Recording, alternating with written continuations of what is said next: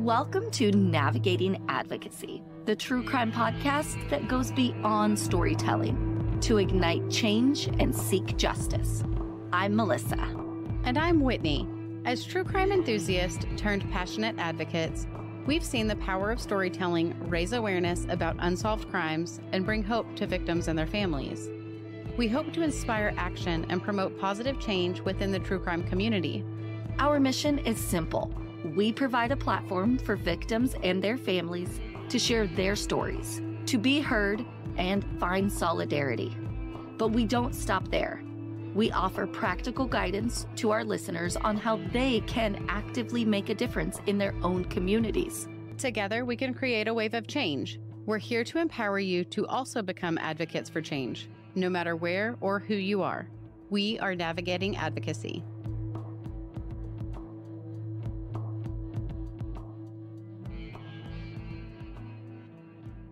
Happy Monday. Happy Monday. And welcome to the state that has the best food. I don't know. I'm such a food person. I love all foods, but man, I can get behind some Cajun food. Same. I always say it's in my top 5. Actually, it'd probably be in my top 3 favorite types of food. And Whitney and I were just in this state a couple weeks ago, and that's really all we had to do was eat the food. But it was amazing. We had a good time in bed by 8 o'clock every night. We did not party too hard. No, in bed early. We did the Mardi Gras parade thing, which was very tame. If you do Shreveport, Louisiana instead of New Orleans, it's a very different vibe for Mardi Gras there. But we had so much good food and I miss it already. Just give me some good boudin. Yep. The parade was amazing, even though it was tame. They gave out more stuff than I've ever seen at any parade, and I'm definitely a fan. Right. We left probably 50 pounds of beads behind because it was going to fill our entire suitcase. We had so many beads. Yep. We're balling on a budget too. I didn't do anything for them. Yes. No, did not. We did not. Just for you all that don't know, we are also on YouTube, so you can go watch the videos on YouTube. I don't know if we've ever mentioned that before. Oh, we haven't. We may have. I don't know.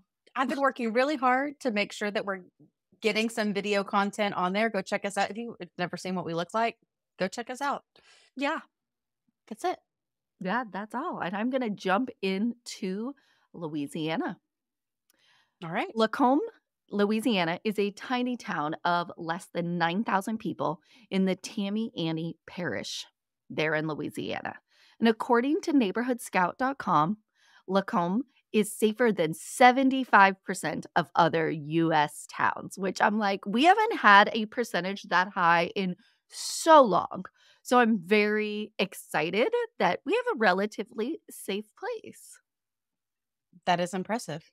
Which sort of makes what's happening in today's episode so much crazier. And that's why we're just going to navigate advocacy in Louisiana, because this is a crazy, crazy case. Every other week when I am doing my research, I start with a simple Google search. And that search is usually, it's very basic, unsolved murders or missing people in such and such state. I scroll until one jumps out at me that I've either never heard about, then I kind of do some basic research to ensure there's enough information to make a whole podcast episode about. Obviously, I would love to do an episode on every single unsolved case that I come across because, let's face it, they can all use some attention. But this week, I stumbled upon the unsolved murder of Nanette Krentel. And I was initially shocked because this is one I had never heard of. And then once I started digging in, I just kept being shocked over and over again by aspects of this case. And as I was doing my initial research, I was actually sitting across from you, Whitney, at that small Louisiana airport.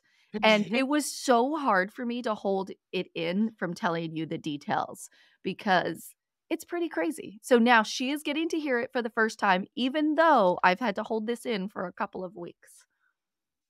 I'm so excited.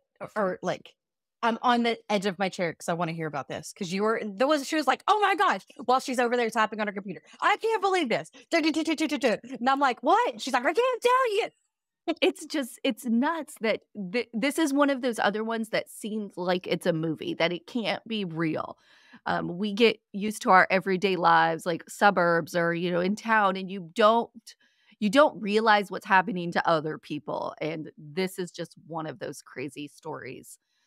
So, Nanette was born July 26th, 1967, right there in Louisiana. And this is the only state she would ever call home. She lived there her whole life. She was married for 22 years to a man named Steve Krentel. He was the fire chief in that same parish they lived in, which is St. Tamiami.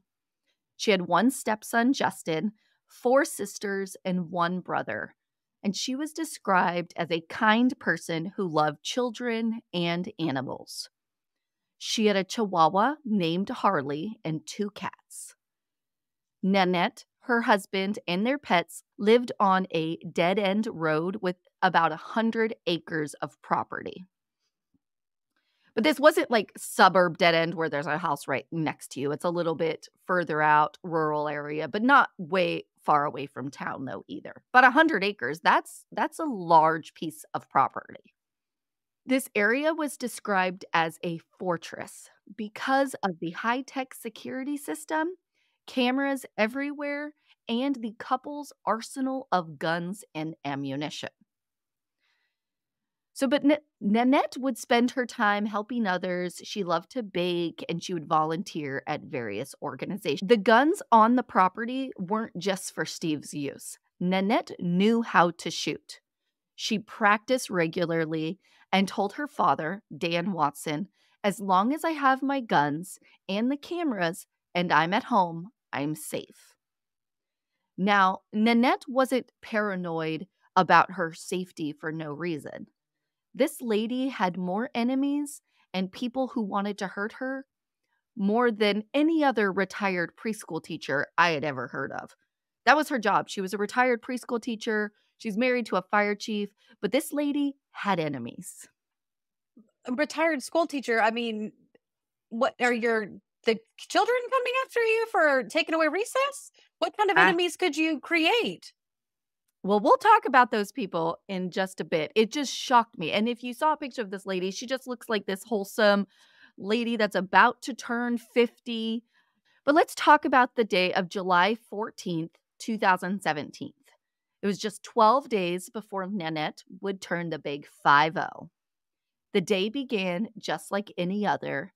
Nanette made her husband's lunch. She walked him out to his vehicle before he left for work. Then it is reported that she drove to a McDonald's to get herself breakfast. Now, there are some people that do not believe that this was Nanette in the vehicle, but someone pretending to be her. There is surveillance footage, but it's not the best quality. I believe it's across the street at a gas station, but you can clearly see that this is Nanette's 2011 GLK Mercedes 350 SUV. It is very grainy, so they can't actually see who's inside the car, but they can see movement in the car, which would suggest Nanette had brought her dog, the Chihuahua, with her. So there are reports it might not be her, it might be her. Don't know for sure. Her cell phone also pings along this way on this journey she's making to McDonald's. So either it's her with her phone running a quick errand, or it's someone that went to great lengths to make it look like it was a Nanette. At 10:03 that morning, Nanette, or who we assume was Nanette, she called the local Kmart to refill a prescription. I couldn't find out if this was an automated system or if Nanette actually spoke to a person there at the pharmacy, because this could possibly narrow down if it was her or not.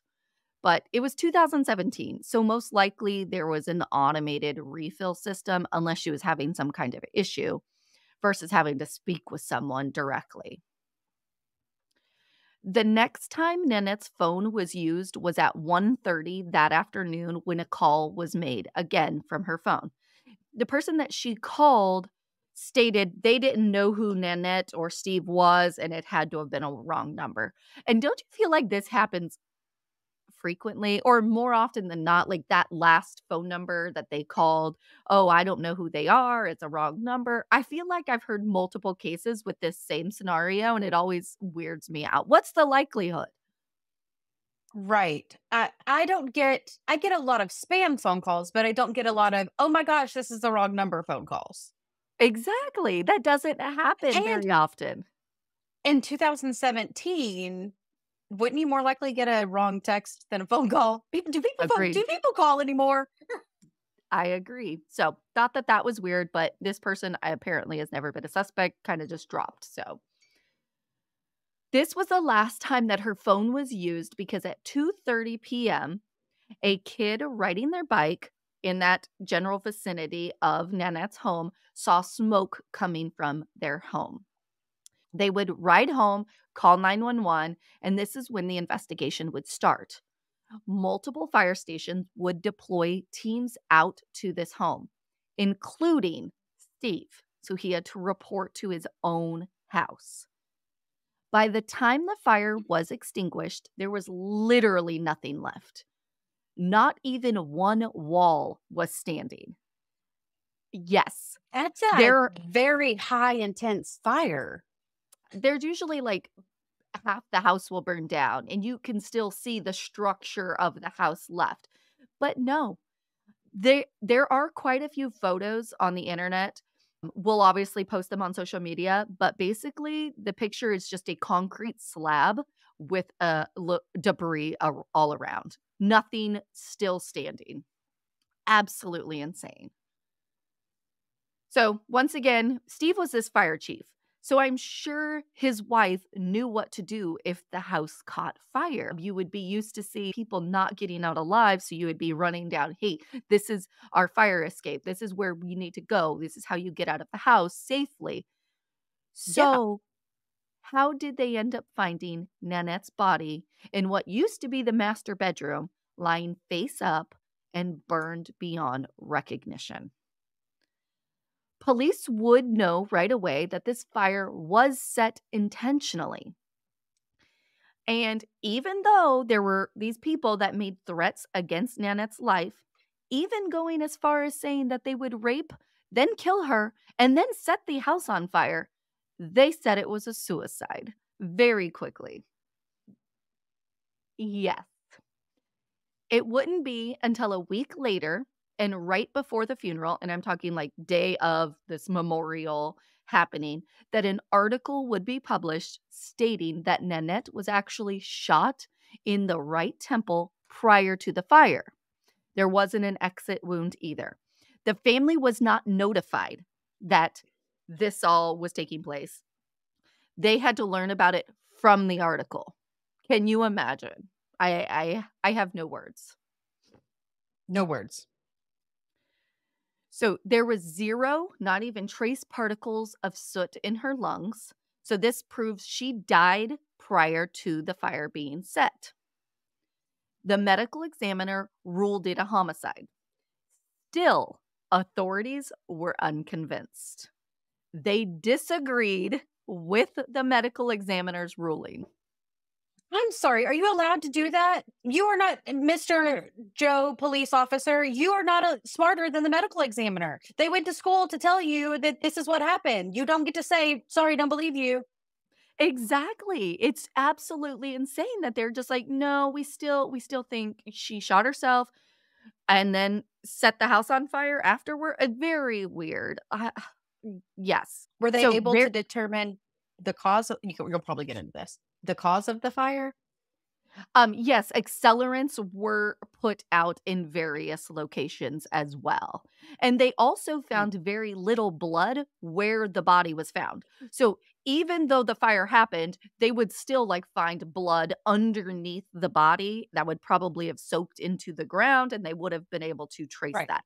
But they found very little. And we know had wounds bleed the most. So they don't even believe that she was killed right there. They believe she was put there afterwards. So, another reason why this is completely a homicide and not a suicide. Okay. So, remember I said that there were cameras everywhere because Nanette was very paranoid about her safety. She was very concerned about making sure she was safe while she was at home. Well, it just so happens they malfunctioned the day before. Steve meant to go reset them, but after he got home that night before, he said he got busy, ended up going to bed, pushed it off. He says he regrets this terribly because it could have changed everything. But and I don't know if it would have changed everything because the area where the surveillance equipment was housed inside the home, it was actually doused in accelerant as well. So this person either knew where the equipment was stored or just happened to stumble upon it and decided to destroy it as a last minute decision. Um, Very weird stuff that the fact that they have all these cameras and then it's just not working on that particular day. And then it gets doused as well. It seems like the person would have known they were there. I mean, I guess if they saw all the cameras around, they had to figure they were what is it, a receiver? I don't even know the tech term for where all the cameras feed into. I mean, it depends on the system, but usually when you have hardwired camera systems into that, there's some sort of main component, like you said, a Mhm, receiver, or where the in the old school days, that's where the tape would go that would record onto the tape. But it's some sort of exactly. device that everything has to come to for the data to be processed. Yes. So maybe they saw these cameras around and like, "Hey, somewhere in this house, this receiver, this equipment has to be," so then they decided to look for it and happened to find it, or they knew where it was already at. Nanette's family, which included her father and sister, believed law enforcement was not doing an adequate job at collecting and preserving the evidence. And this is because after the property was released back to the family, they went out there to take a look at the area. They found another gun that wasn't collected. And they also found Nanette's beloved pets, all of their remains. This was the one dog and two cats. They believe all of this should have been collected and tested in case it provided some type of evidence that would assist the case. So, of course, they notify the authorities about what they found, and police do come back out to the site, once again, block it all off. They conduct a better search and collect more evidence, including that gun. The gun I believe that they found was some kinda long gun, rifle, that type of thing, and the gun that was used to murder Nanette was a shorter gun, so they were like, "Oh, this wasn't the gun anyways." Well, still collect it and do your testing, my goodness. But this was really just the start of the family and law enforcement not being on the same page of the investigation. And at one point, I believe Nanette's father actually filed a restraining order against the police, and this prompted a certain action where they had to give all the records to a different department, that type of thing. They were not getting along at all. Nanette's father would cooperate with law enforcement, and he would send or forward all of these emails that Nanette wrote him in the months leading up to her murder. So, and this included one where she was voicing her concerns to her father about a man who had shown up on her property. So, remember, this couple lived on 100 acres, kind of not close to anyone. So, there was really no reason why this man was on her property, but the cameras captured him. She was scared. She kind of sent her father like a still image of him. They couldn't really tell who it was based on that image. But she would also find cigarette butts and a knife one time on her property, which gave her even more reason to be uneasy. And she would kind of periodically email her father about what was going on. She stated that she thought someone was watching her and the house. Very, very scary stuff. Of course, her husband, Steve, was looked into, and it's very coincidental. that, Nanette's killed, and then this house fire is set, and it literally destroys probably 95% of evidence, while Steve really knows the fire industry. He's a fire chief, for God's sake, so he knows what a fire would do. So it's I don't know, I felt it was strange when I'm like, she died in a fire and he happens to be fire chief. That seems a little sus. And it also turns out that Steve was having a long-term affair as well. So there's the motives. Yep. So he has the Nanette knowledge on how to do the Mhm. fire, especially of that caliber. You think about people who are just starting to dabble in arson, or maybe maybe it was like a home invasion gone wrong and they were like, "Oh crap, we have to cover up the evidence." Why how would they know to put that much accelerant to damage it to that extent? Because like you said, usually in house fires, things sometimes survive. So Exactly. he has the knowledge, and now this could potentially be a motive if he's having a long term affair. Yes. Nanette knew about this affair, knew about the relationship and everything. As she spoke to her family about leaving Steve, um, Steve denies that Nanette was gonna leave him. He says that their relationship was fine, they were kind of working things out. I didn't read that he ever said he ended the affair, but he just said that they were working things out and she was not going to leave him. She wasn't happy about the affair, but she did know about it and they were working through it. Her husband did cooperate with police, passed a polygraph test, and had an airtight alibi. He was on camera at the firehouse. He did go to lunch with a group of his workers before returning to the firehouse once again to be seen on camera. So he was really ruled out right away. They did investigate him for a couple of months, but then they would rule him out as a suspect. Steve would hire 2 investigators. He hired one to investigate the fire. He would hire another one to investigate Nanette's murder. He would also offer a $5,000 reward at one time, leading to the person responsible for Nanette's death. And like I said, he was cleared 2 months after the murder. However, this didn't keep him out of trouble for other things within his fire department. So once Steve got back to work, I think it was around the beginning of November, he officially came back on duty as fire chief.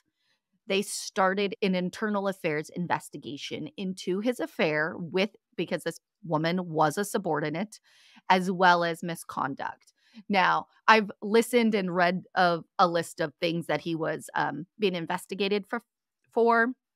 I wasn't going to get into all that because this is already a lot of details, but the investigation ended up not going in his favor. So he was found guilty of these crimes and he would be demoted from his position as chief and then suspended for a certain period of time.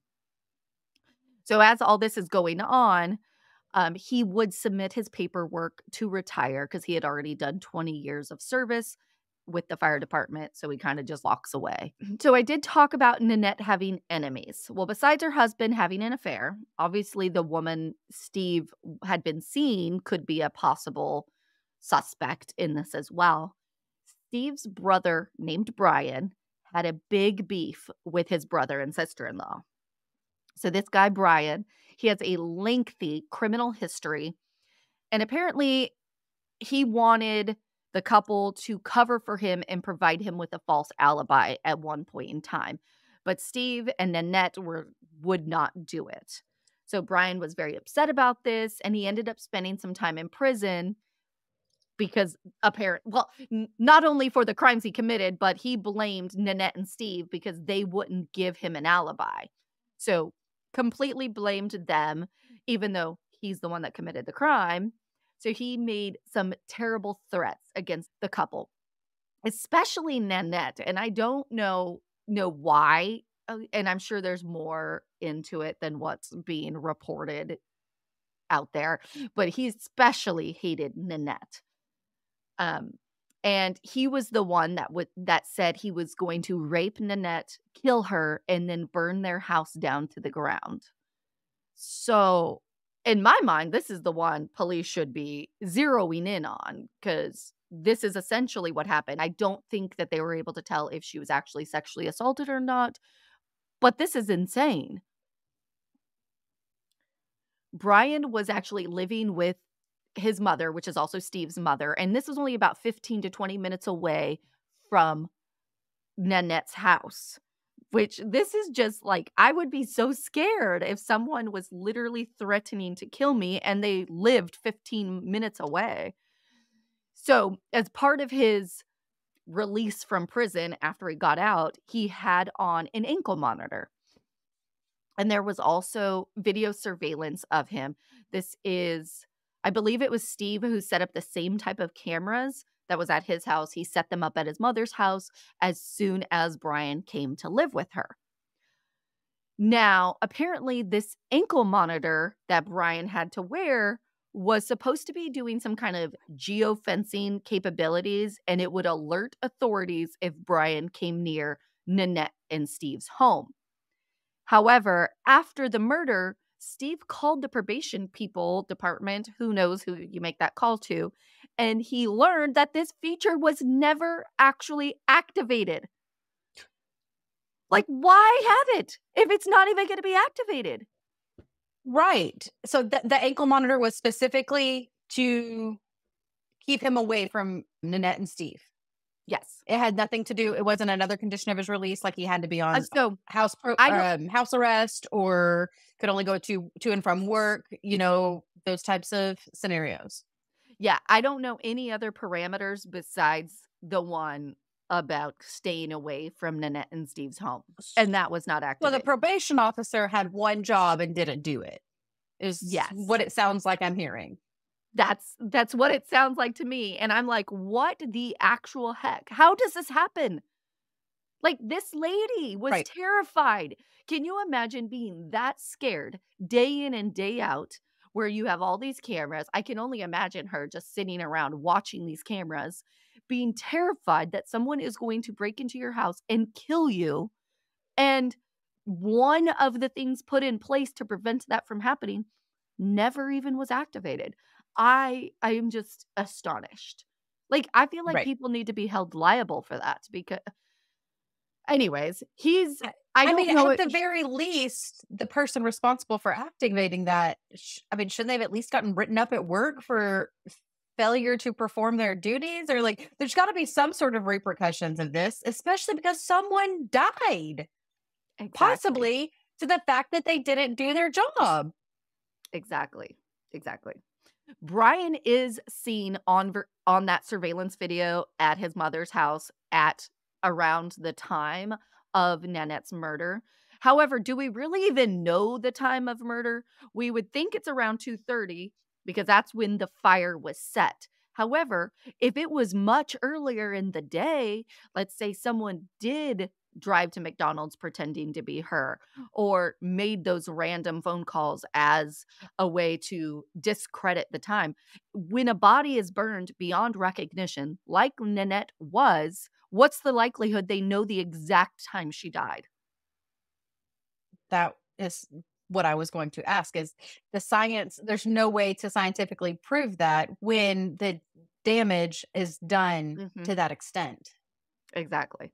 So, they say they have Brian on security footage, and they made a note to, and I don't know, maybe I just, like, look into these details, but they said the surveillance footage time is the same as the clock on the wall, is how they phrased it in these articles. They haven't ruled him out completely because obviously he could have friends, but they said that, and I felt that that was very specific and oddly worded. The surveillance, the time on the surveillance footage, which clock on which wall? Whose wall? What wall? I would assume it's the wall also in the footage is what I would assume. Like, if there was a clock on the wall in the footage, it matched the time of the recording. So they feel that the recording wasn't altered because the Mhm. clock matched. Okay. Yeah. But the clock couldn't Okay. easily be altered in my mind. It's a Right. clock. You take it off the wall and So, you twist it. You twist the little knobby knobs and yeah. then you put it back on the wall. Very simple. Yes, but I felt it was weird that they mentioned that, and you always have to, like, look for these, like, hidden little messages where they're trying not to say too much, but they also wanna say too much, um, It's kind of so like you Swifties do with her albums. You gotta find those little Easter eggs. exactly. I just could never find any of Taylor Swift's, but give me a police report and I can find some stuff. We have this woman who has people that have threatened to kill her. She's also feels like she's being followed. She has found cigarette butts and knives on her property that are not theirs. Her husband is having a long-term affair. She's so scared out of her mind that she has a gun in every single room of her house, including her car and one in her purse. And then the cameras malfunction, and she's killed the very next day. This is insane. It's like she's almost a spy person or like something is there's so much going on against her that it's unreal that this is just a retired preschool teacher. It's terrifying. I know.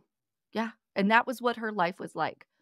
Her father, I I feel for him. He's given a quite a few interviews, but he was just like, I should have made her come to me. I should have just been more like, "Hey," or I should have went to visit her because I think he lived in Iowa, and he's like, "I should have done more to help her because she was so scared." It's just but you're just like, "Hey, nothing's really gonna happen." You always go through your day thinking nothing's going to happen, and then this happened. Ugh.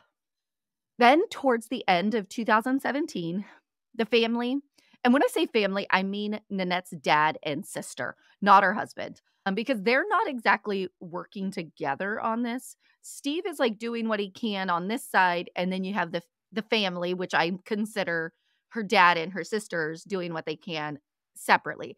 They haven't come out right out and said it at this point that they're kinda beefing, but that is that's just what I get from the research.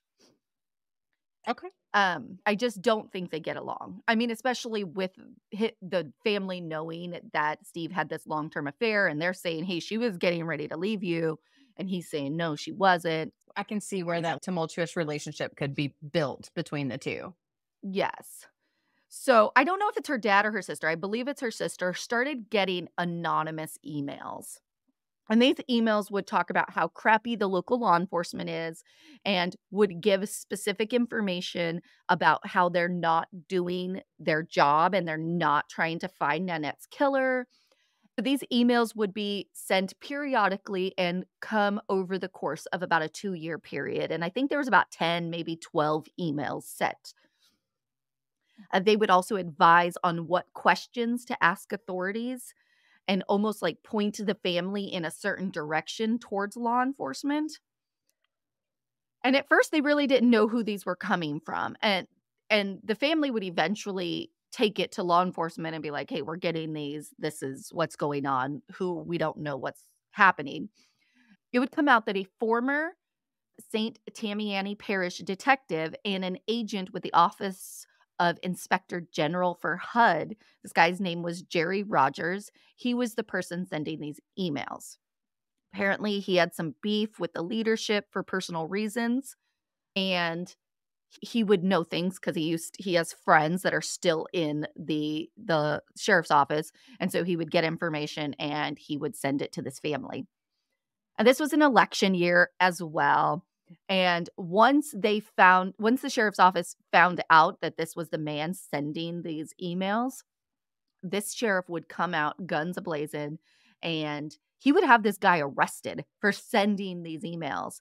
Um, defamation, it was something about putting the family against the law enforcement and it makes the case even more difficult to solve. He came out with this big press release of why this guy was arrested. It's just insanity. The guy would eventually end up getting off because freedom of speech and all that, but it was just more drama to already this super insane case that doesn't have anything to do with actually finding out who killed this woman. But it's just they went back and forth. Both the sheriff, and then the person that was running against the sheriff ended up using Nanette's case as like a springboard to their election, trying to get elected. Absolutely crazy stuff going on. But none of it had to do like, let's actually get this case solved. So, but we're not done with all the drama because a little while later, Steve would build some type of memorial for his wife on the property where their home was located. Well, one of Nanette's sisters and her friends had decided to go out to the property to see this memorial. So Steve found out. I don't know if it's because he had cameras on the place or if he still lived there. I'm not quite sure if he rebuilt or what, but essentially he finds out. The women did say that they did go through a locked gate and they did see a security camera, but they were only at this memorial for maybe 10, 12 minutes before they started to leave. And then Steve like comes out of nowhere and starts chasing them in their vehicle. So they're like trying to get out of there. Steve starts chasing them in his vehicle. And there's this, I don't know if it's high speed or not, but it's some kind of car chase ensues. The sister is texting someone who works at the sheriff's office, kind of letting them know what's happening. Eventually, Steve stops chasing them. And then he goes and files a trespassing complaint against the sister. And then the sister has an arrest warrant issued. This is like insane. Like, she just wanted to see the memorial, but if there's beef between the two, and I don't know, it's just so much going on. Shouldn't he have gotten in trouble for starting a chase? I mean, I feel that that's a Dangerous. little unnecessary, dangerous. Agreed. Who does car chases? I don't know anyone that's ever been in a car chase. And also, not to judge her reaction, but I feel like this is a phone call situation, not a texting situation. That's a 911 problem of, hey, this is happening right now and I need help, not a maybe answer my text or don't leave me on red, you know? Agreed, and all I can think about is I really hope the friend was driving and she's not in a car chase also texting and driving. Also that. Also that. Yeah, yeah, let's keep your eyes on the road. So, just so crazy that there's this much drama, but I mean, obviously, there are a lot of people who loved Nanette, and they're trying to find out what happened, and police weren't always adequate in doing that job. And it sucks, like, I give you all this drama, and then I'm just gonna cut it off, but essentially, that's where we are at with this case. There are so many suspects, but still no closer to actually getting justice for this murdered woman. It's insane. Yeah, that's really it. It's a bummer because it's like all this happened, and then you're like, "Okay, what's next?" And then it's just a big fat nothing. Um, as of right now, there is no person of interest, no suspect that they're looking into. But if you know anything about the death of Nanette Krentel, please contact the City of New Orleans Crime Stoppers at 877-903-STOP, which is 7867. I believe there's a $5,000 reward currently offered. It was 10,000 at one point, but Steve's 5,000 that he had put up has since what's Expired. expired. Yes, I was like, all I get them is dispelled, but it has since expired. So that is where this is at. There just has to be more out there. This seems like a big job. Someone really wanted Nanette dead, to go to the lengths that they went to.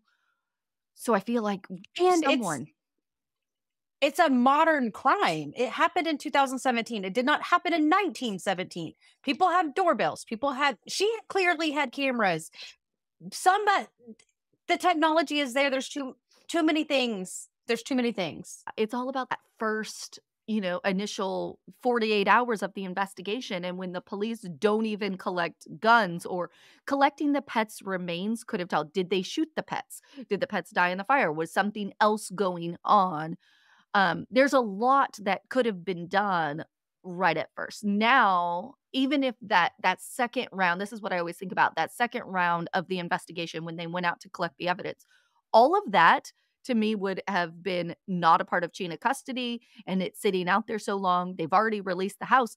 Even if they made it to court, they could not use the evidence that they found the second go It round. would right. They would immediately dispel. Now I'm using dispel. Immediately take that out of the court as an option because of, like you said, chain of custody. It could have been tampered with at that point. It Mhm. was way too long. They released the Contaminated. scene. Who knows who could have been there? Exactly. Right. So it's just like we have to do better at that first initial investigation. Otherwise, it's just who knows? And Nanette deserves justice. Like I hate being scared, and that is what breaks my heart the most is she was so scared for who knows how long, months, years, because I know Brian, he had done, oh, I want to say around 3 years for whatever it is, whatever crime that was committed Mhm. that Nanette didn't cover for him. So, I mean, after he got out of jail, I don't know how long he had been out, but that's terrifying to be that scared, thinking someone who is seems a bit mentally unstable is making these lavish threats that you have to have a geofencing Right. technology activated. Oh, no. I So, right. First of all, how can you have such hatred, such negative feelings towards a person that you have to be restrained digitally, virtually, which I mean he wasn't, but that's what had to have happened. mhm. Yeah, absolutely insane. Oh, So, man. please, anybody, if you know anything, let's get the word out and help I Nanette's family get justice. We want to share a few ways you can support us to continue our mission. You can become a Patreon subscriber, or a simple rate and review on your favorite podcast platform helps us get in front of someone who may know something. We will continue traveling state by state seeking justice because we will be there no matter where. No matter who.